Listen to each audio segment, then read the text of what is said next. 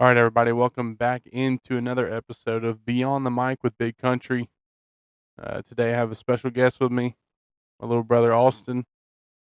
Welcome to the show, buddy. Thanks for having me. Glad to have you here. Little back porch evening. It's a little cold. Invest in the heater. You missing that beach life? Yes. Ain't nothing like the beach, I guess. Except it's humid 24/7. Well, I'm glad to have you here for Thanksgiving.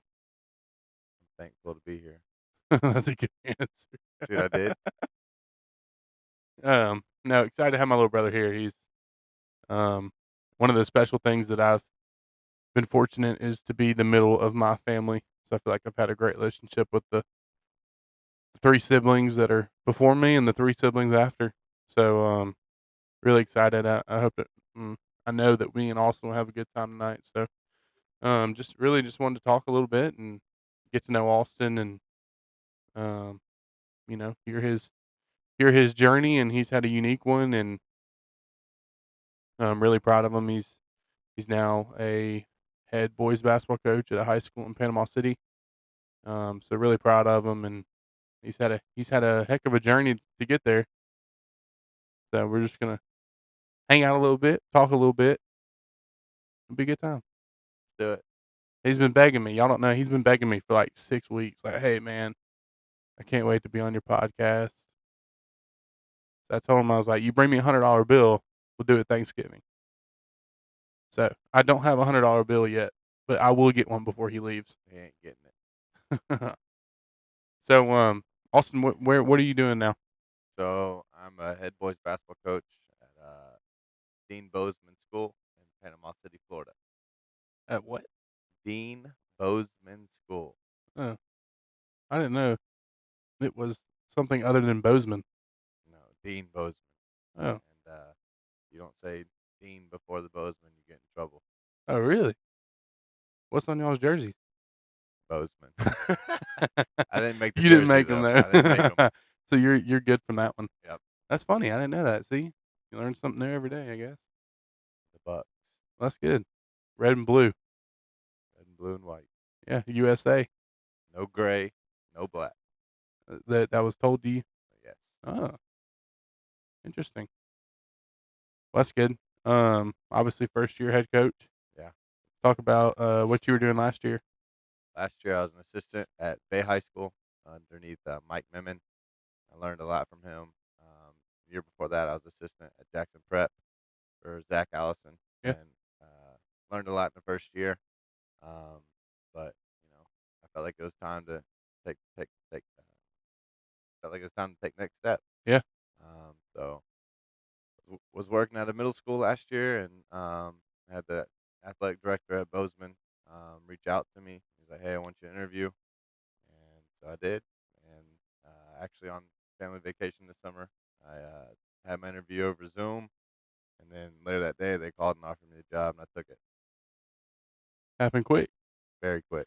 So tell me this. I've heard rumors that the district AD down there is crazy. He's awful, terrible. So for those of you who don't know, my older brother Josh, probably gonna get him on the show soon. He is actually the district-wide AD for Bay County schools in Panama City. He coached for a little while at Arnold High School, and then was given the opportunity to take that over. After the college route, Yeah, college route yeah, went the college route for 2 years. Yeah, Yeah, to 2 leave. years, and kind of came out of the blue, honestly. And I know that's something that he's always wanted to do. I feel Yeah. like I know he's wanted to coach, but Josh has always kind of had that knack to kind of have an AD role, and he's really good at it. Yeah. Even though you said he's garbage. He stays busy. He doesn't answer the phone, but it's okay. Yeah, yeah, I'm sure he has a million problems to deal with. But enough about Josh. We'll talk about him later. Yeah, No I'll get him good. on here. No good. That's another $100 bill in my pocket. That ain't gonna happen. All right, cool. So you got married? Got married. I have 2 children. I got a daughter who's 2 years old, and a son who is 7 months old, about to turn 8 months. And a beautiful wife, Jillian. Nice. She stays at home and does all the dirty work. There That you way go. I don't have to. Yeah. You mean diapers? Yeah, the diapers. Yeah. I was telling, I had Rachel on here and we were talking about diapers. I just if it's brown, turn it down. If it's brown, I'm calling Rachel. Yeah, I'm not touching the brown ones. I'll do a couple here and there, but Yeah. If I have to, and that's what we were talking about. I was like, if I have to, I'll do a poopy diaper, but it's not my favorite. Most of the time, I'll be throwing up in the little trash bin. gagging. It's disgusting. Yeah. But well, that's good. What are your kids' names? Collins and Parker. Obviously, I know the kids' names, but for our fans, I would hope so. our people, How so many pe- Collins and Parker. How many people watching? I don't know. Right now, 0 because we're filming it. That's good. Austin's got a beautiful family. It's been really cool to see him become a father, and he's got 2 really good kids and a great wife that does a lot for him. Um, one of the cool things about our family now is we have so many coaches, and they all have supportive wives because being a coach's wife is not easy. Right. Um, we've obviously watched mom do it for our whole life and dad's whole career, and it takes a special person, and they have to have the same vision that we do.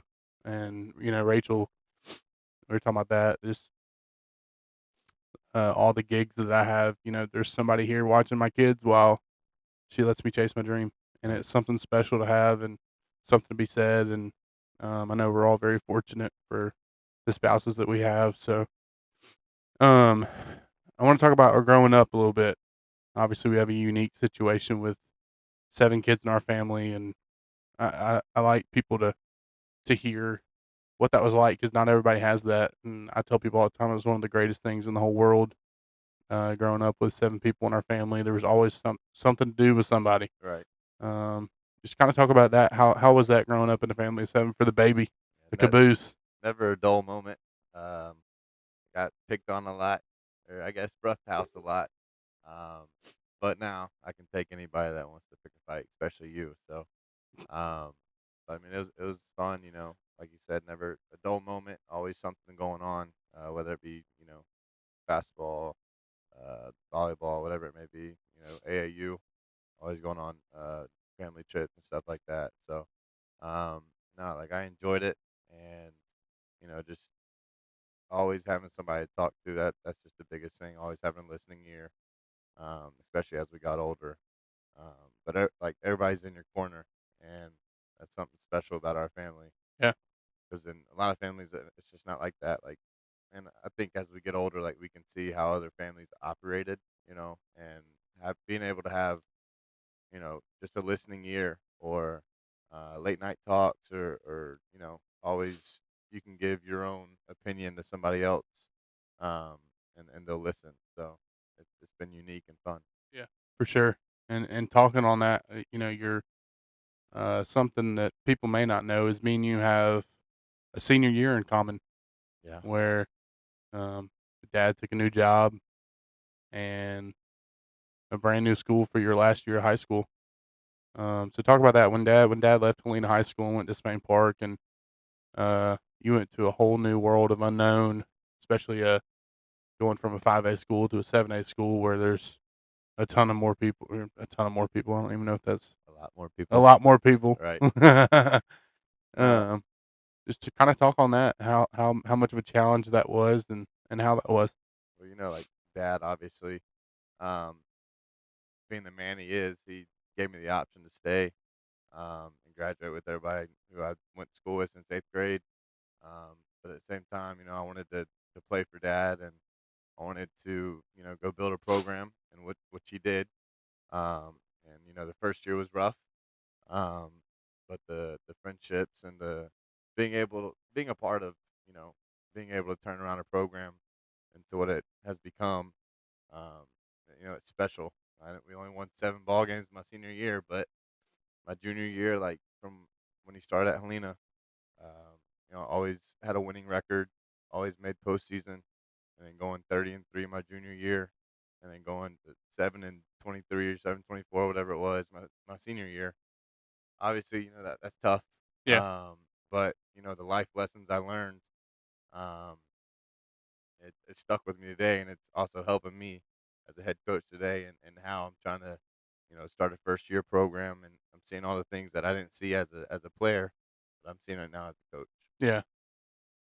Yeah, that was a tough first year, but, for some people that don't know, I work in park and recreation, and I stepped away for a year and worked in construction with one of my buddies, and, Austin helped us a little bit, but, you know, one of our main jobs was pouring concrete and laying the foundation, and I think that's a special thing that you and dad got to do is you went over there and helped lay a foundation for, um, a program that he turned into essentially a powerhouse in 7A. Made the Final Four 3 straight years, Elite 8 in his 2nd year, right? Yeah. Yeah, went to Elite 8 in his 2nd year, lost to Mountain Brook. Um, had a chance to win that game, which was just crazy, and, you can't build the house if you don't have a good foundation. Rome wasn't built in one day That's either. right. So that's one thing my AD's telling me now. He's like, dude, it's gonna take you, at least 5 years to get a good culture and the culture that you want. Um, but and he's been good to help me realize, that this is gonna take some time because selfishly you want it to turn like really fast, and you want the guys to do everything you want them to do, but you know, they're drinking from a fire hose right now, Mhm. and so trying to, I guess, go step by step and day by day to where I'm implementing new things every day, but also reminding them of the old things that I've already said. Yeah. So, but no, I think like just it was special at Spain Park. Like first off, the relationships we built, and just having my name attached to that first year of all the the dirty work we did. We I mean we were very athletic, but we just couldn't finish games and couldn't really put it together. Um, but dad, uh, dad got him right. So Yeah. Well, you talk about, it being a special year and having special relationships. I know, Parker Boswell, who played with you at Spain Park, you guys were really close, and actually he passed away, in a car accident. Um, and what's really special about that is Austin's youngest son is named Parker, after Parker Boswell. And, sometimes when in our situations, stuff happens. Dad takes a new job, you switch schools, uncertainty. But it's really cool how God uses those situations to put people in your life that you never even knew existed. And I know Parker was special to you. Obviously, to name your son after him is pretty cool. If you want to, oh yeah. yeah, Me and Parker grew up playing over the mountain ball against each other. So we knew each other. And when Dad was like, "Hey, like Spain Park offered me a job," I was like, "That's a no-brainer. Like, go take it," because I knew all the pieces uh, that we had that year, and especially knowing Parker from the past, I knew that he was one heck of a player, and that's somebody you want to build a program around. Although it was our senior year, but that's the foundation that we talked about. Um, but yeah, so him passing while we were in college was tough. I got a phone call from my teammate Isaiah. He's like, "Hey, did you hear about Parker?" And I was like, "No, like, what are you talking about?"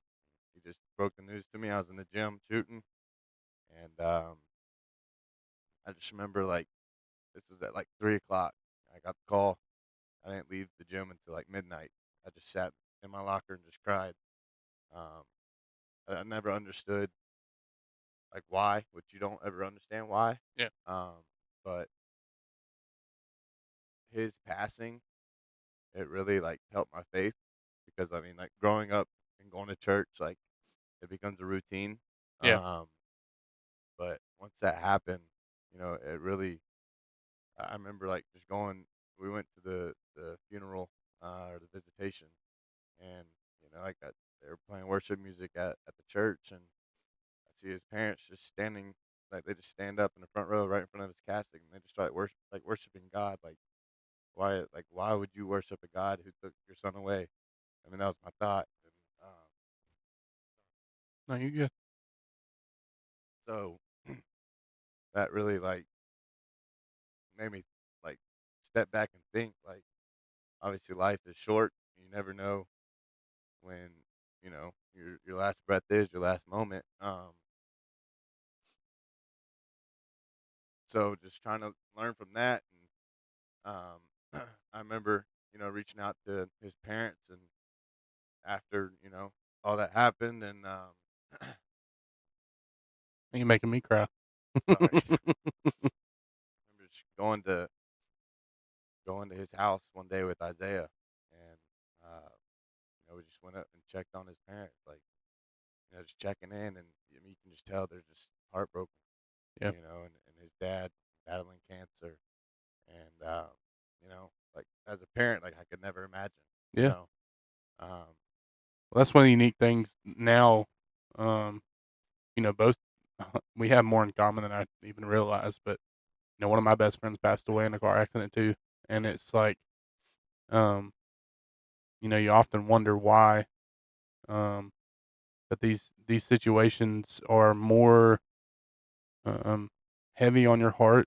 Being a father now, we both have 2 kids, and like it puts it in a whole different perspective of losing someone like that. And um, I know Parker meant a lot to you, and I know that's been tough. And it's been tough losing one of my best friends too, and especially now having kids. Like, I often wonder what it would be like if he was still here. You right, know, um, but again, God brings people in your life for seasons, and sometimes He takes them from you, and it's really cool to see even Travis's parents were like that, just still worshiping God, trusting Him, trusting His plan. They may have not liked it, nobody does, but um, it definitely encouraged my faith watching the High Towers, and I know watching the Boswells walk through the same thing. Um, but moving on from that, so I don't keep crying on a podcast. well, I'll talk. So I remember reaching out to Chip and Kathy. Yeah, And I just told them, I was like, hey, like I'm expecting a son, um, and I would love to name him after your son. And I just remember them just like weeping, and you know telling their backstory about it, and telling how much it meant to them. But now, so we've seen them a couple times since he's been born. They came up to the hospital the day after, which was great, and they prayed over Parker and prayed for his life, and prayed that he'd have the same impact that Parker Boswell did, and so it's really special. Um, but we recently went over to their house um, one weekend, just to see him, you know, and they treat Parker like he's their own grandbaby, yeah, you know. that's cool. And we were sitting around and we were just talking, and Kathy goes,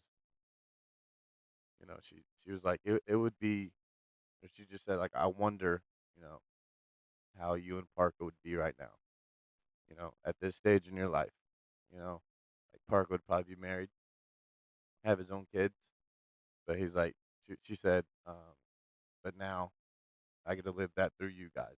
Yeah, And so basically, like she's adopted Parker, as her own grandbaby, and we're expecting some Christmas gifts from yeah, them, and so it's special, especially see how God works. So yeah, for sure. Let's talk about your college career. Obviously, you went to play basketball at the next level, which a lot of people dream of. Not a lot of people get to do. Um, and for those of you who don't know, Big Country right here is the only one that didn't play college basketball in my family, besides Catherine, but she cheered at Sanford. So I guess I'm an outlier. I was just destined to be a PA guy, I guess. well, you do a great job with Well, it. I appreciate that, but the NIL money just wasn't there for me, Right, right. and I'm worth more than that. I don't think that was there back in your day. No, so graduated from Spain Park. I had one offer, and it was actually go to Wallace State Community College. Um, Knew the coach there, so I committed. Went up there that summer. Played in a showcase with like there's close to 100 college coaches there. There's a big JUCO showcase, and I think it was like might have been 2 weeks before school started at Wallace. My coach texted all of us a video, and in the video he basically was saying that he's you know resigning, he had a bigger job opportunity open up. He's now a JUCO athletic director. Shout out Coach Meeks. Um, and so I texted him. I was like, Coach, like I came here for you. I came here to play for you. I respect you, and I respect your everything you've done for me.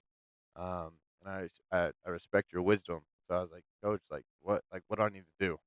And we still talk to this day. And he was like, if you would have stayed with me, you probably would have played Division 1. But my goal was to play in the Gulf South Conference, just like Jason and Josh, Yeah. and Allie and Mary. But so I was like, Coach, like, what do I need to do? And he was like, well, you had like 6 schools interested in you just from that showcase. And I was like, I'm thinking like, dude, like, there's no way because I can't guard. I was slow. Okay, like all I could do was shoot the ball, and like so I took a couple charges. Did some dirty work. Um, but I was like, I just like, there's no way. But then he listed off some of the schools' names, and Delta State. Never heard of them. Um, but I knew they're in the Gulf South. And so I was like, okay. So I reached out to, or no, they reached out to me. Um, and just that we heard your coach resign, blah blah blah. So I actually went on an official visit 7 days before school started at Delta. Moved in the day before school started, and had a great freshman year. I was the co-runner up for freshman of the year. Started half of the season, maybe more half, I don't know. But like I just had a great campaign, and then COVID, COVID hit. Beautiful COVID. Yeah, man, it wasn't fun.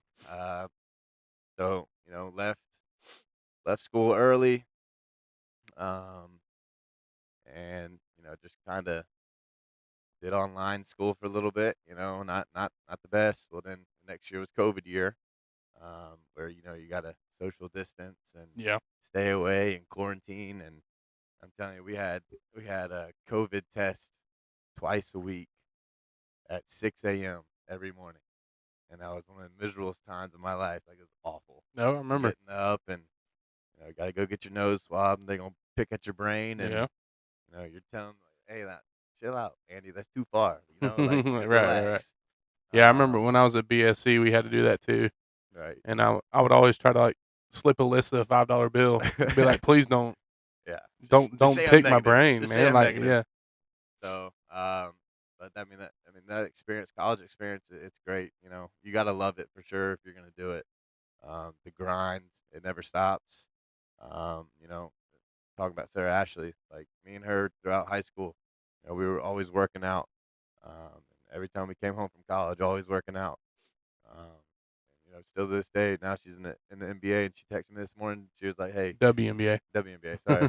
She texted me this morning, and she was like, "Hey, like, can you work me out while you're in town?" I was like, "I'll see what I can do." Yeah, I got a family now, so I'll see if I can make some time.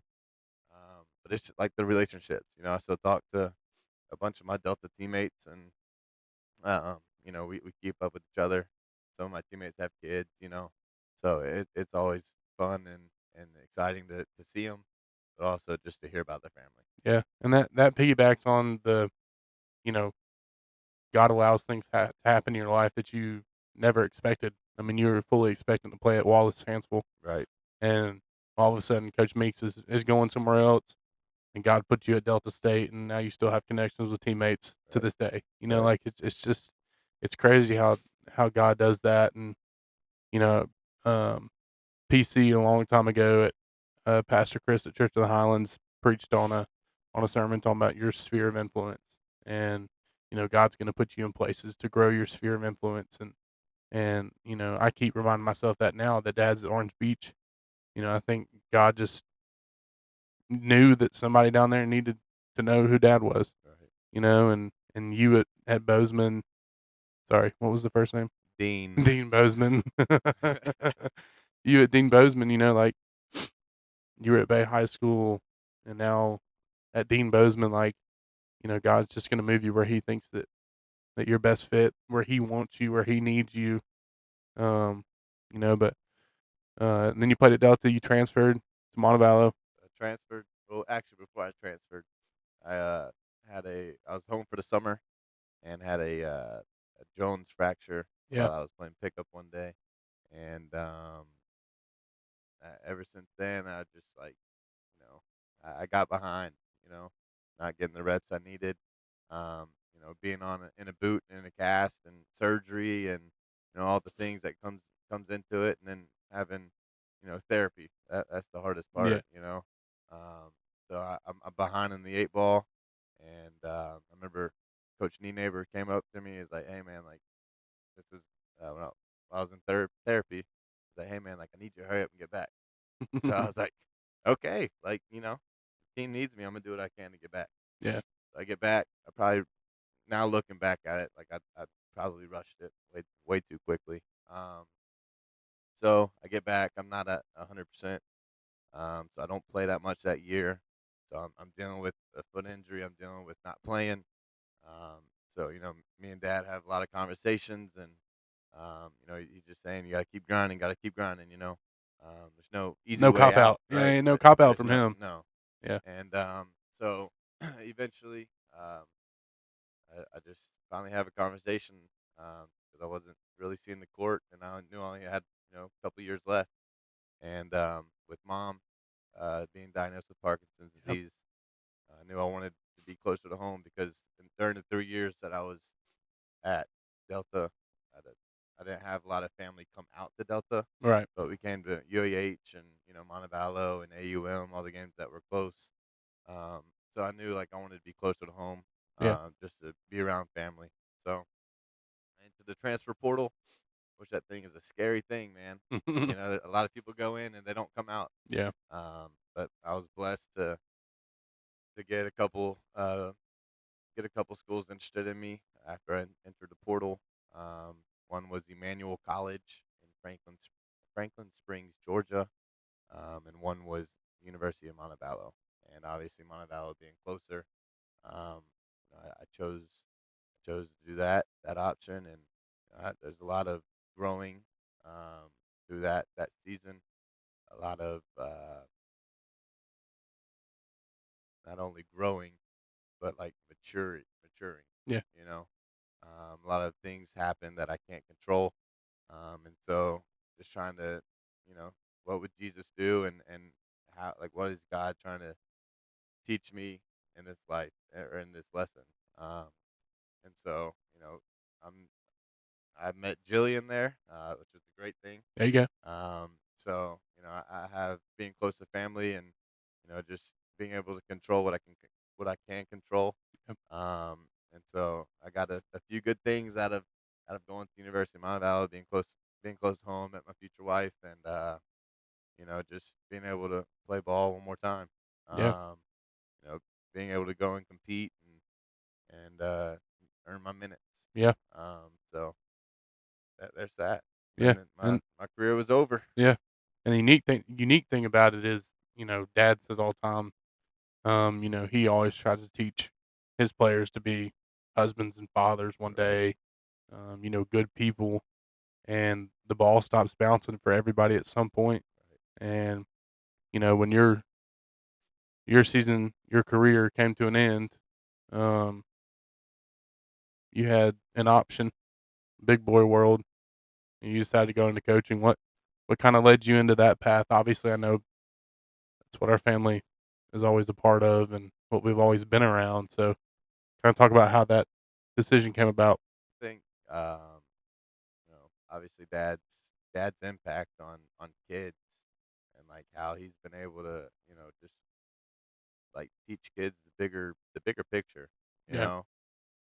So I think that's a big thing that went into it. Trying to have the same impact that he had on kids. Like I tell my kids now, like I told them at the parent meeting, I was like, look, the ball's gonna stop bouncing. But if you want to play at the next level, like I'm gonna do my very best to help you get there. Yeah. But at some point, like high school sports and sports in general, it's gonna stop. Yeah. So what can I teach you while you're with me, whether it be 4 years or 1 year? Like, what can I instill in you that can help you in the real world? Right. So Yeah. And the impact that dad has is, um, second to none. I mean, it's crazy. I It's know. it's insane. We went to Vestavia today to watch the Sneaky Pete's Classic, and there's people. Dad walked in the gym and he got stopped 3 or 4 times. Everybody wanted to talk to Dad, and We're used to that. yeah, um, if he's coming to a gym and we're expecting to spend an hour with him, we're only going to get at least 20 minutes. 'Cause Not everybody else not even, wants maybe to hang out with 15. him. 20's generous. But yeah, I mean the impact is such a huge thing, and it doesn't have to be coaching. It can be in anything in life. Um, even in my world in Park and Rec, there's so many families that I come into contact with that I just try to have an impact on. I want people to know that I work hard, that I try to help them when I can, and um, impact is such a very important word. Obviously that we've grown up knowing. Obviously watching my parents and our parents, and our family has always had a unique platform, which is kind of one of the reasons I've wanted to start a podcast. Just 'cause I think our family is just unique, Yeah. and we have a lot of wisdom that dad instilled in us, mom instilled in us, and I thought this would be a cool way to kind of talk about some of that because not a lot of people get to grow up in a family of seven. Um, so yeah, it's coaching is definitely our path in this family. I coached for a little while now. Obviously, I do the PA stuff, but man, it was a no brainer coming out of college for you, Right. yeah. I did a couple jobs before just trying to figure out what I was gonna do. I went and shadowed um, surgeries, thinking I wanted to go into medical sales. Um, got a little lightheaded. I was like, maybe this isn't the best thing. Yeah. Um, You got lightheaded in a surgery. I got lightheaded changing Beckett's diaper. which I mean, like it was cool. I sat in on maybe 4 surgeries that day, carpal tunnel surgery, Yeah, and then I had one of those. yeah, I was awake for it too. were you really? Yeah, I had my arm out to the right, and I just looked to the left the whole time. And she was like, "You're doing a great job." And I'm like, "Are you done? Can I go?" It was awful. It was.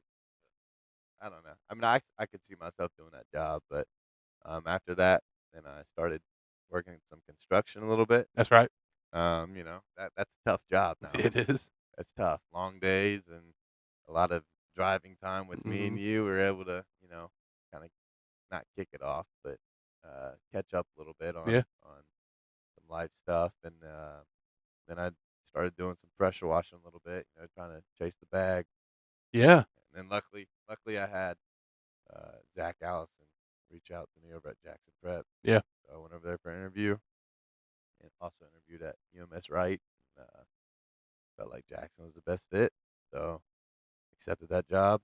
Got up, moved, started over there, and then after a year, I knew I wanted to be a head coach.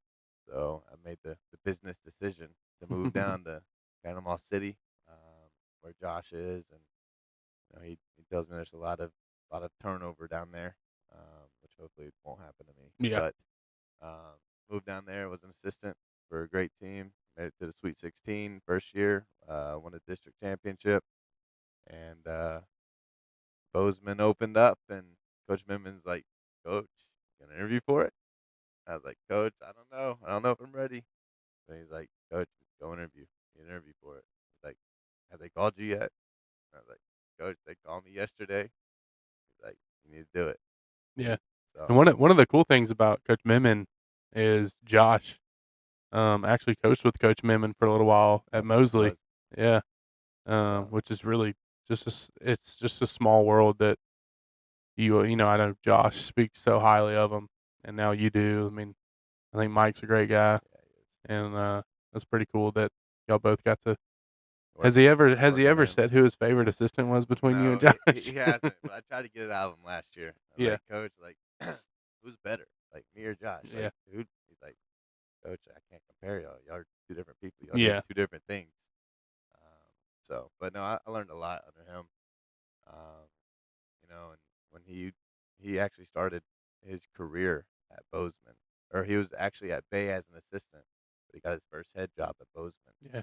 and he went 2-22 his first year, and which right now I'm sitting at 3-2, so I've done better than Mike in the first year. But you know, with him being so supportive, I just thought it was a no-brainer. Like the school, it's a great school to work at. They're they're very supportive, especially the administration. Yeah, it's always good to have a good supportive admin. Um, that's always so important because if your admin can believe in the goals and the vision you have, then it makes your job so much easier. Right, Um, especially when you're trying to build a culture and a program.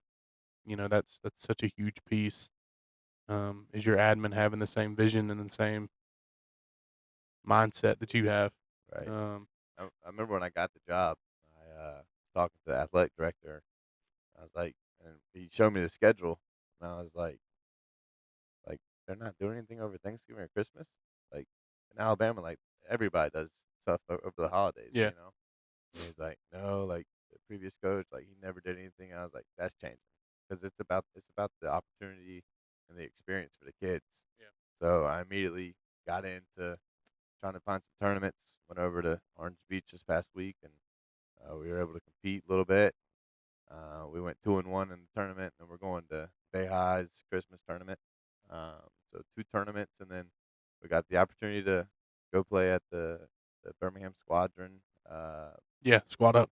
the facility and the Legacy Arena on January 19th Yeah. against my dad. So if you're free and you're watching this, make sure y'all come out and make sure you wear red. Don't Yeah, wear orange and blue, just wear red. yeah. I'll be wearing blue and red, but it'll be for the squadron. No, you can say that, but it'll be for Bozeman. So, So uh, just trying to make a good experience for the kids. That's yeah, the biggest thing. yeah. Legacy Arena is unbelievable. The renovations of that place. It's a top notch facility. I know. Uh, they talk about it in the G League that it's honestly arguably one of the nicest arenas that people play in. It's a beautiful place, and obviously for Dad, that's where he's trying to get. He's trying to get legacy, and we talk about casting a vision. Where you want to take your program, and it'll be a good opportunity for his guys to see it and understand, like, hey, this is where we're trying to be. Right. We want to be playing here in March. So it'd be pretty cool. Dad played against Josh at Arnold in Josh's tournament, and he's 1-0 against his boys. So Yeah. we'll see if he's 1-1 He's or. gonna be 1-1. Mark my words. So you better enjoy this Thanksgiving because I if you know. beat him, you ain't gonna be invited back next year. Probably not. Be on probation. Right. Well, that'd be fun. I'll get Yeah. the we have a squadron game before. Yeah. I think Yeah. at like 1 o'clock. Yeah. So I'll be there and I'll just stick around and PA y'all's game, which will be fun. Fun for me. I have no sweat in the game. I'm pulling for Dad. Thanks. Appreciate it. Um, well, you talk about you're a young high school coach, first year. Kind of talk about what do you hope to conquer in year one. When you're trying to lay a foundation and build a program, what's your hope and goal at the end of the season? Right. That's a good question. Um, obviously, I want to That's why go. I'm here. I'm here to ask the good Thanks. questions. I I want to do better than 2-22, which right Yeah. now I've Okay. already checked that off. Shout out, Mike. Yep. Thanks, Mike. Just trying to build a culture and trying to get a group of guys that want to compete and do it the right way. Yeah. NIL and um, like NIL is legal in Florida for high school. Um, obviously, we don't have any money to pay anybody to come play, Yeah. but if anybody wants to sponsor, just let me know. You should have got Sharon Williams to sponsor you Right, right. because you Should have. you painted the whole locker room by yourself. Yep, I did. Um, and then like another weird thing in Florida, like you can play football at one school and then go play basketball at the other school, like in the same year, like and you don't have to sit out. Yeah. And so like trying to just get a group of guys that will be, I guess, reliable and guys I can trust in, and guys that aren't going to move programs, and try to make Bozeman basketball something like make a name for it. Yeah. Like right now it's not very popular. Our baseball is because our baseball is really good, and our shout out to our football team. They just won a district championship. but just trying to make it something that students and the community look forward to going to. Yeah. Because like I've been a part like first year at Spain Park with Dad, like we had a group of probably 20 students at every home game. You know, but like if you were to look at it in the previous years where Dad was there, like the gym's packed. You know, so trying to make it into an atmosphere like that, and that also helps the guys play a little bit harder, Yeah. and they want to show out for their classmates and stuff, and um, so I think just trying to build a culture, honestly, and then like getting to know the kids more, because that's kind of hard. Like relationships is a very important thing when you're trying to build something. So trying to make relationships with the right people, and just try to keep everybody on the same goal. Yeah. So, first year, I would love to win a district championship, at least make it to the championship game, and then try to see how far we can go in the playoff run. Yeah. So, what's a few what's a few personal goals as a Ooh, young coach that you hope you learn in this year? personal goals. I would like to see myself get better in situational stuff. Mhm. We had a game the other night where probably like 2 seconds left, and I called a timeout, and I froze, and I was like, "What do I need to do? What do I need to do? What do I need to do?" Luckily, I had another timeout, so I told the guys go out there, run some false action, just see how they would guard it. They guarded it man, so I drew up a man play. If the other coach was smart enough, probably would have went zone after that. But you know, um, and so just trying to, I guess, expertise in that area. Try to get some plays in my bag where hey, this is where we need to go. This is what we're doing, and have the confidence behind that. Yeah. The second personal goal would probably be to be above 500. Um, that record does not matter, um, but as a first year coach, just try to. I just really want to create a winning culture, Yeah. and you know, I want it to be good for the guys. Where, man, like I got kids coming up to me during the day, like, "Hey, coach, we'll be there tonight." Hey, like, we're coming. That's our plan. Like, you know what I mean? Like, just trying to make a good culture. But like as we go back to it, the main the main reason I'm in it, try to change lives, Right. um, as Dad did, and try to make them better husbands, better fathers, whatever it may be, and try to just teach them real life lessons. Because if you, for example, I got some kids that don't show up to school on time, but if you don't show up to your job on time, like you're getting fired, Right. you know. So just trying to take lessons that they're doing and make it into a real world situation to where they understand it. Yeah. So, one of the last questions I got for you is growing up in our family of 7, how has that helped you in your life? Well, I mean, I don't know because y'all all say I got babied, but I didn't. um, 100% babied constantly all the time. I don't know, just having resources, Yeah. reliable resources. Dad, Jason, Josh, Kat, you know, not you.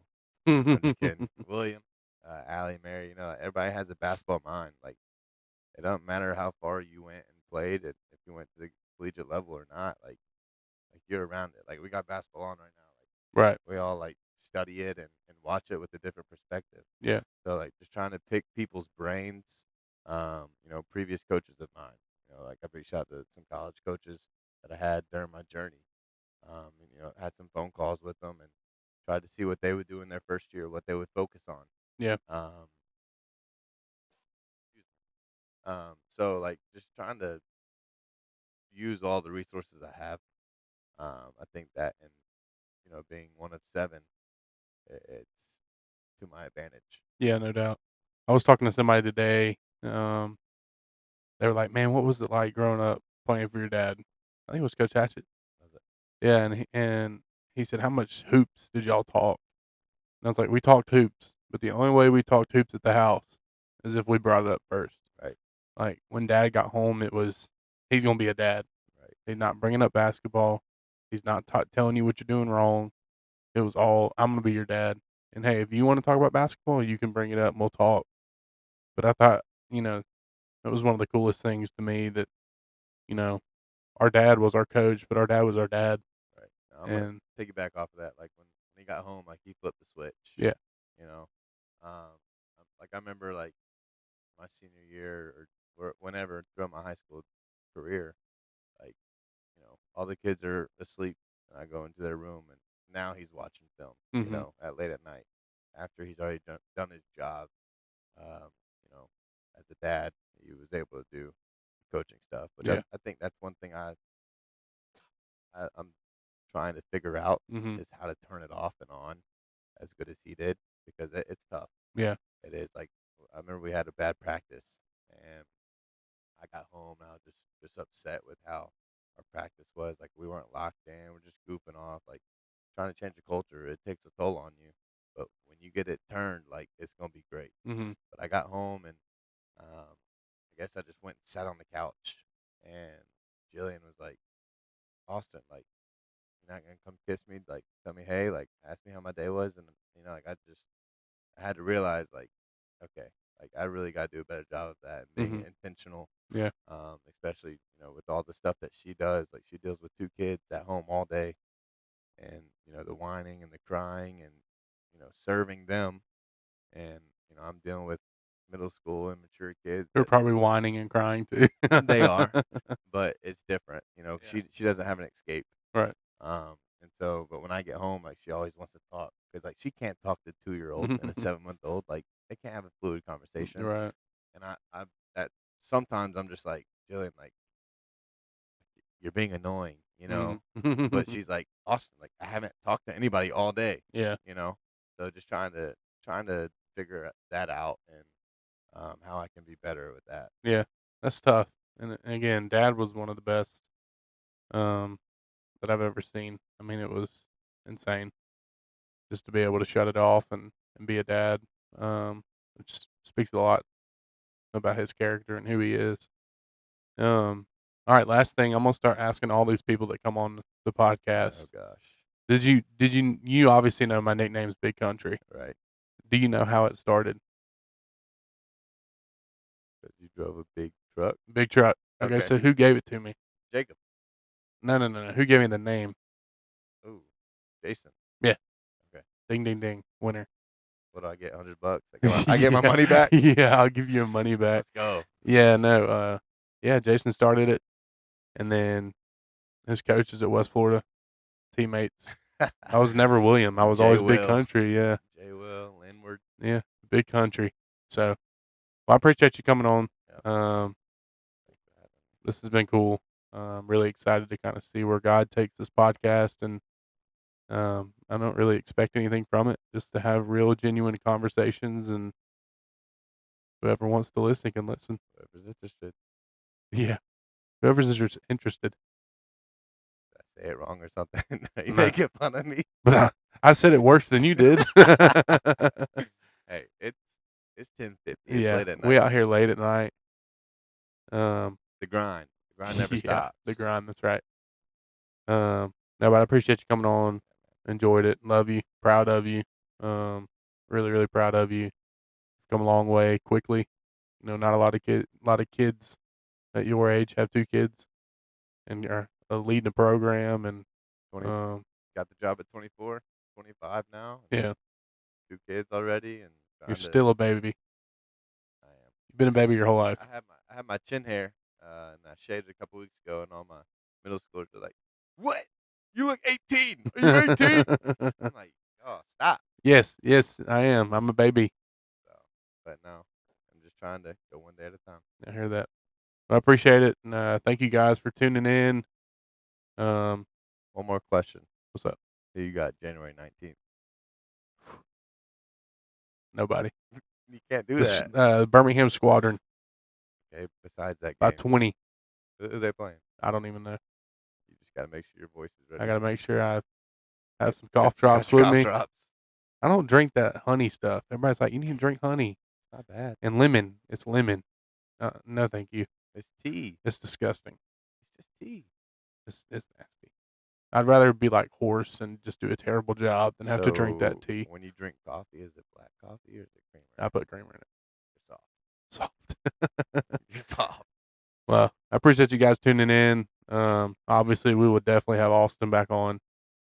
Um, maybe next time I'll charge him $200. And I'll get it right back. Yeah. All right. Appreciate you guys tuning in, and we'll catch you next time.